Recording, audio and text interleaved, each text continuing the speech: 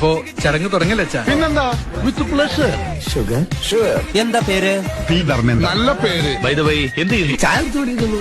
നമ്മൾ എന്ത് ചെയ്യുന്നു? അമ്മയെ സഹായിക്കുന്നു. സയ്യു ഗുഡ് നൈറ്റ്. Good night. അയ്യോ അവര് പേരാ ചോദിച്ചത്. അതെ, ഇവരാരൊക്കെയാണ്? ഞാൻ നിന്റെ തന്ത, ഇവരൊക്കെ നിന്റെ പച്ച തന്തമാർ. ഇവക്കാർക്ക് ചിരി വരുന്നില്ലേ? ഇനിയിപ്പോ എന്താ ചെയ്യുക? നീ ഒന്നും ചെയ്യണ്ട, ഞാൻ ചെയ്തു. തന്നെ എനിക്കറിയാമല്ലോ, ഞാൻ ഹംസയല്ലേ?